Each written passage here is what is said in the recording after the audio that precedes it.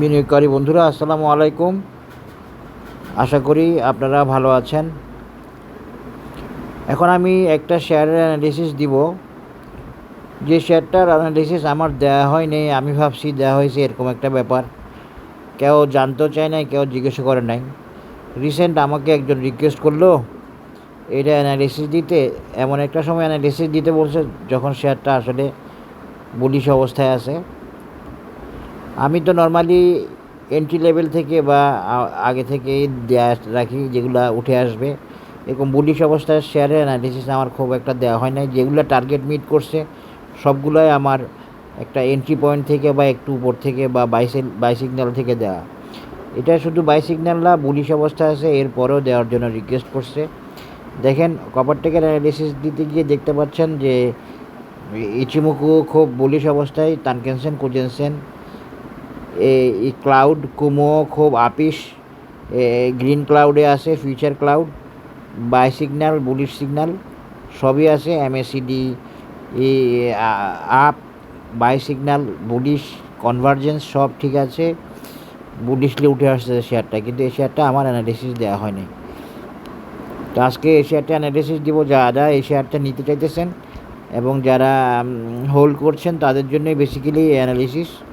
আমার অ্যানালিসিস কাউকে প্ররোচনা বা প্রলুব্ধ করার জন্য না, সম্পূর্ণরূপে টেকনিক্যাল বেসড একটা গাইডলাইন বা সাজেশন, যাতে বিনিয়োগকারীরা তাদের বিনিয়োগ সিদ্ধান্ত নিতে পারে। আমার অ্যানালিসিস ভালো লাগলে অবশ্যই আপনারা শেয়ার করবেন এবং সাবস্ক্রাইব করবেন। আশা করি এই অ্যানালিসিসটা বিভিন্নভাবে দেওয়া যাবে, আমি চেষ্টা করব। একটা ব্যাপার আছে এই শেয়ারটিতে, এই শেয়ারটা কতটুকু কন্টিনিউ করবে সেটা নিয়ে একটু সংশয় আছে, তবে শেয়ারটা খুব ভালো পজিশানে আছে, এখন বুলিশ অবস্থায় আছে। এটা যদি আমরা ধরি ইলিয়ট ওয়েভ ধরলে, এটা কিন্তু ইলিয়ট ওয়েভের আপনার এই ফিফথ ওয়েভ লেভেলে আছে। ইলিয়ট ওয়েভ দিয়ে যদি আমরা দেখাই এটাকে, এটা যে ইলিয়ট ওয়েভ দিয়ে দেখানো যায়, ইলিয়ট ওয়েভ দিয়ে যদি আমরা ফিফথ ওয়েভ দিয়ে দেখাই তাহলে এটা ইলিয়ট ওয়েভই দেখানো যায়। বলতে এটা একটা ইলিয়ট ওয়েভে মুভমেন্ট হচ্ছে, এই এখন এই লেভেলে আছে। আমরা যদি এটাকে এই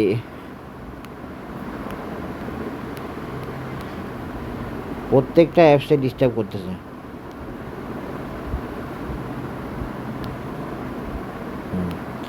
আমরা যদি এখন ইলিয়ট ওয়েভ দিয়ে দেখাই তাহলে এটা হচ্ছে এই প্যাটার্নে আসে। আমি যদি ফিবোনাচি দিয়ে ড্র করি তাহলে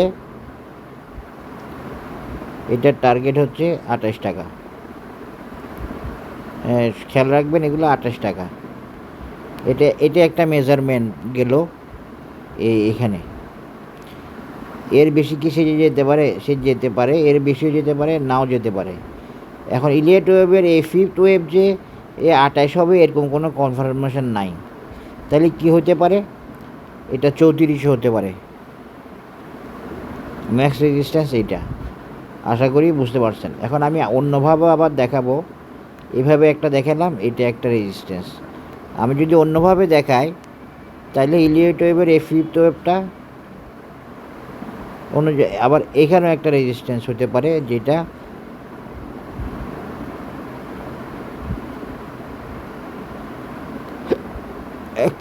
একত্রিশ টাকা লেভেল, যেটা 31 টাকা লেভেল একটা। আরেকটা হলো 33 টাকা 70 পয়সা।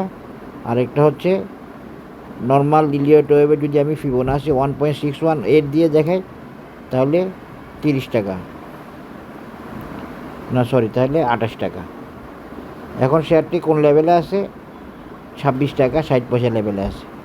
এটা হতে পারে একটা মেজারমেন্ট, পারফেক্ট মেজারমেন্ট। তবে এই মেজারমেন্টের সবচেয়ে ভাইটাল পয়েন্ট হচ্ছে এইটা 31 টাকা লেভেলটা ওর একটা ভাইটাল পয়েন্ট, ওর একটা ভাইটাল টার্গেট। এখন আপনি যদি মনে করেন যে আরও অনেক যাবে তাহলে আমি আরও অ্যানালিসিস দিতে পারবো, সমস্যা নাই। কিন্তু কোন অ্যানালিসিস কতটুকু সাপোর্ট দিবে, কোন শেয়ারটা কতটুকু বেসিক্যালি যাইতে পারবে সেটাও বুঝতে হয় টেকনিক্যাল প্যাটার্ন এবং টেকনিক্যাল ইন্ডিকেটর, অসিলেটর এগুলো দেখে। না বুঝলে কিন্তু আপনি সমাধান পাবেন না। যেমন ধরেন আমি এখন যদি এটা ছাড়াও আমি যদি অন্যভাবে একটু দেখানোর চেষ্টা করি এটাকে, এই স্টকটার অ্যানালিসিস বা চার্ট, বা রেজিস্ট্যান্স দেখেন এখানে তো ফিবোনাসি আছে, ফিবোনাসিটা থাকলো। হ্যাঁ, তাহলে দেখেন আমি যদি এভাবে দেখাই তাহলেও এই শেয়ারটার টার্গেট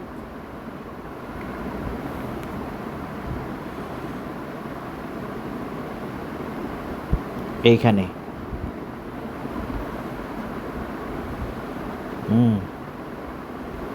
31 টাকা। আশা করি বুঝতে পেরেছেন। এরপরেও যদি আপনারা রেজিস্ট্যান্স দেখতে চান, তারপরের রেজিস্ট্যান্স কত হতে পারে, তারপরের টার্গেট কত হতে পারে, সেরকম যদি জানতে চান তাহলে সেক্ষেত্রে এটা কিন্তু একটা গুড মেজারমেন্ট, এটা একটা গুড প্যাটার্ন।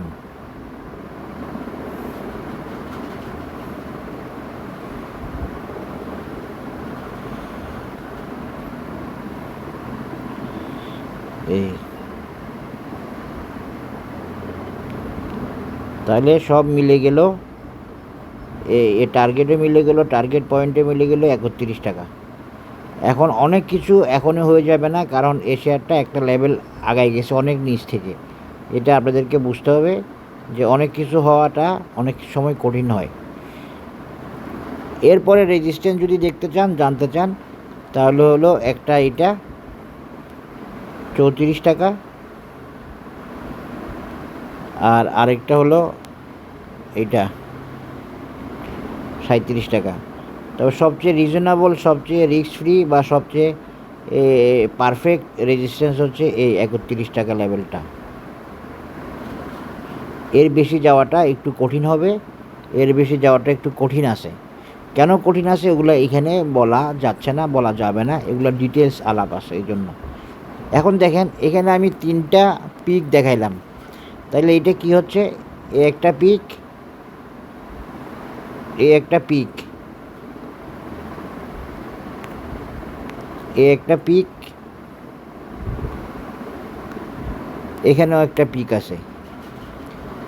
এই 3টা পিক নিয়ে peak and throw, support and resistance. সুতরাং এটা আরেকটা পিক হবে আমরা আশা করতে পারি বা আমরা মনে করতেছি। এই আশা করি বুঝতে পেরেছেন। এটাও কিন্তু আবার আমি যে আপনাদেরকে দেখালাম, এই যে ইলিয়ট ওয়েভ থিওরি, সেটা দিয়েও কিন্তু আমি এটাকে কনফার্ম করতে পারি আবারও একইভাবে। এটা হবে কি ইম্পালসিভ ওয়েভ, ইলিয়ট ওয়েভের ইম্পালসিভ ওয়েভ। আমার ফিফথ ইয়েটা এতটুকু পর্যন্ত আসতে পারে। আশা করি বুঝতে পেরেছেন। Technical analysis of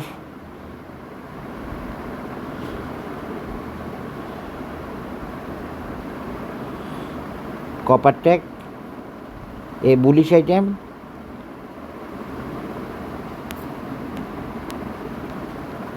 Eliot wave, peak and throw, Fibonacci, সব কিছু দিয়ে দেখানোর চেষ্টা করলাম, এবং শুধুমাত্র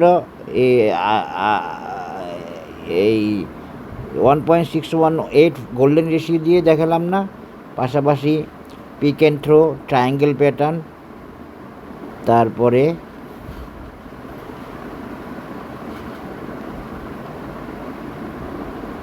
ফিবোনাসি, সব কিছু দিয়ে দেখাই দিলাম এই অ্যানালিসিসটা। আশা করি আপনারা বুঝতে পেরেছেন, আপনাদের কাজে লাগবে। Technical analysis of Coppertech, a very bullish and target oriented item. সবাই ভালো থাকবেন। আমার অ্যানালিসিস অবশ্যই আপনারা শেয়ার করবেন এবং সাবস্ক্রাইব করবেন, তাহলে আপনার দ্বারাও তো আরেকজনের উপকার হবে যদি আমার অ্যানালিসিসে আপনার উপকার হয়। আল্লাহ হাফেজ, আসসালামু আলাইকুম।